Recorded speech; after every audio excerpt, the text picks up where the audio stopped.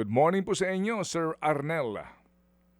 Mas good morning at maligayang Pasko, Sir Ted, Ma'am DJ Opo. Chacha at sa lahat na nakikinig Opo, sa sorry po. tambalan. Opo, sorry po to keep you waiting ha. Si Ay, Chacha lang wala po pong kasi. problema, Si sir. Chacha Ang po daldal ko kasi. kasi. Opo, sige. Good morning po, Sir Arnel. Okay. Merry Good morning, Ma'am Christmas. Chacha. Oo, sir, Merry Christmas. Merry Christmas po. Ilang taon na rin po no, na ginagawa po dyan sa MOA Arena itong Disney on Ice. Pero this year, ano ang kakaiba at dapat abangan nitong mga gustong manood ng Disney on Ice? Well, alam mo, Chacha, Manong Ted, yung pong Disney on Ice has been a family tradition for SM and of course the Filipino families. Lahat ng ginagawa po namin is basically to be able to bring in the best entertainment for the families. At ngayon, this year, in this inception, maraming bago sa show ng Disney on Ice, Magic and the Stars. We have Raya for the first time. Yes, si Raya. From Asha from Wish, Frozen 2, Lightning McQueen, Moana, of course, yung mga favorites natin, Aladdin, and 55 other skating characters that would be able to bring in the festive holidays spirit for the families throughout the Christmas season. Oo, tsaka syempre yung mga world-class production na inaabangan din po niyan, Yes. ano, aside from the Disney Prince and Princesses po na makikita natin every year. Pero ano po yung pinaka dapat nilang abangan sa Disney on Ice this year na wala noong nakaraang mga taon? Madami. Si Raya, the first time that she would do an on ice debut, and then you have Asha from Wish.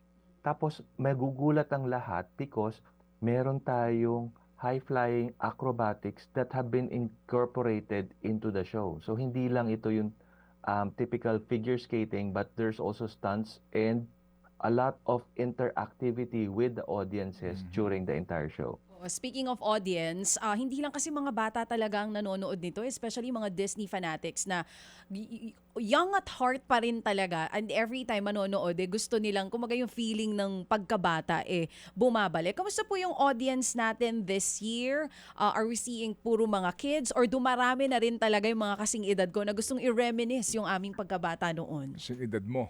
Kasing edad ko, 45. 45! 45. Sige po. Oo, sir. Ang nakakatuwa dito, throughout the years, ang nakikita namin is that padami ng padami yung mga bata, kasama si mommy at si daddy, si tito at si tita, pero ngayon, mas madami yung kasama si lolo at si lola. I think it's more of providing the opportunity for them to bond during the holiday season at more with everybody enjoying the same show, the same characters, the same spirit that they have enjoyed throughout their entire lifetime. Oo, pambuong pamilya po talaga siya. Yes. Oo. At saka yung experience din, ano, especially ng mga bata na malapit dun sa area kasi may chance sila na ma-experience mismo and to be up close dun sa mga favorite Disney characters nila. Correct, correct. Ang lagi nating tinitignan doon, syempre nakapanood ka na nito, Ma'am Chacha, and inaimbitahan namin si Sir Ted at ang kanyang buong pamilya na ma-witness din kung ano yung magic ng Disney on Ice. Yan, The narinig mo, moment iimbitahan that ka daw. pumasok si Mickey, Minnie, Goofy, Daisy, Donald sa stage, makikita mo yung hiyawan at yung excitement ng lahat ng bata. At yun, actually, ang pinakagustong-gusto ng mga performers ng Disney on Ice. Because sa buong tour nilang ginagawa sa buong mundo, only the Filipinos' hospitality and audience reaction make them perform better and perform more and interact more with the audiences. Oo, kumbaga iba yung audience dito sa Pilipinas, damang-dama ng mga performers, yung pagmamahal din ng mga Pilipino. Pero sir, all of the time na nakanood ako nitong Disney on Ice, itong mga nakaraang mga taon, sold out siya, 'di ba? Ano bang meron sa Disney on Ice? Bakit siya binabalik-balikan even ng mga tao na nakapanood na? You'll be surprised that yung kaya siya binabalik-balikan ng tao because kahit na alam mong lalabas ulit si Moana, you will be surprised kung ano yung segment na lalabas on Moana. Hindi siya the same as last year, hindi siya same as the previous years, But normally, we would have a change of scenery every year to be able to bring in the stories together and more interesting into the ice. Tsaka what's good with MOA Arena is kahit hindi super lapit, yung seating arrangement natin dyan, para doon sa mga medyo limited yung budget, kitang-kita pa rin nila no, yung mga performers natin. Nagsimula na po ito, tama po ba December, tama po ba 20. nag-start na? December 20 nagsimula ang Disney on Ice. And this is going to be up until, kailan nga po ito, January? Hanggang January 4, marami pang shows na pwede nating puntahan. At sorry Chacha, I will just go back. Ang sinabi mo kanina, abot kaya. Talagang totoo abot kaya Yan. because for the past few years, hindi kami nagtaas ng presyo. All of the ticket prices start at 300 so that at least lahat ng pamilya across the Philippines would be able to enjoy the show. Ilang show po sa isang araw, sir? Manong Ted, meron pong 2 show sa isang araw at meron din pong 3 during the weekends. So we have a 3 p.m. and a 7 p.m., an 11 a.m., 3 p.m. and a 7 p.m. show during weekends. Opo. Dahil yun po yung sinusulit sa po Christmas natin Day yung... mismo, sir, ilang shows po? Bukas. Bukas po, we have 3 shows, Okay. 11, 3, and 7.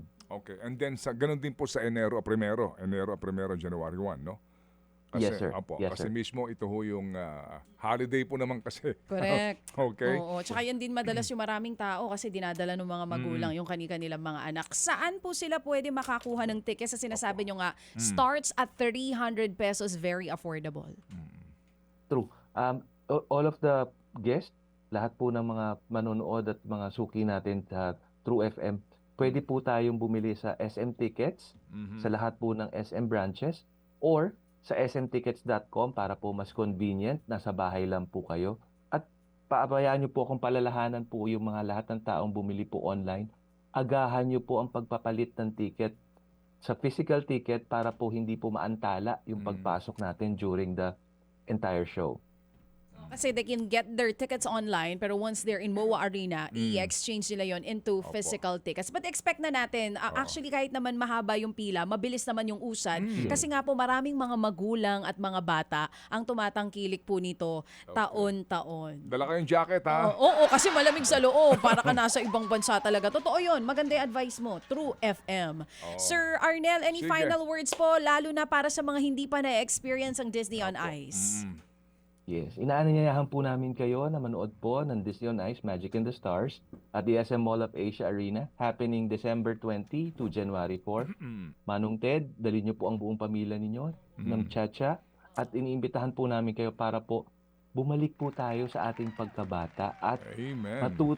patuloy nating mag-enjoy ang isa't isa. Opo. Throughout this Sabi ko holiday nga season. kanina, Sir Arnel, na ang Pasko ay hindi lang pambata, pati po sa mga nakatatanda para po sa lahat. So dalhin po natin si Lolo't Lola. Just make sure nga po na mga hindi sila lamigin at mag-jacket na makapal. Yan, ang importante. Okay, Sir Arnel, salamat po na marami. Salamat We'll see po. you there. Salamat po. Thank you. See you.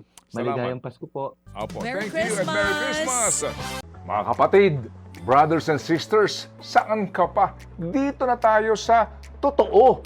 Dito na tayo sa True FM. Mga kapatid, mag-subscribe and follow po kayo sa social media accounts ng True Network PH. Yan po kami. Hanapin nyo lang True Network PH, Facebook, Instagram, YouTube, TikTok, and podcast. Mapa-Apple or Spotify man yan, mahahanap nyo kami. Lahat ng mga napapanood at napapakinggan nyo po sa programa, nasa social media accounts namin yan. So, paano mga kapatid? See you sa social media!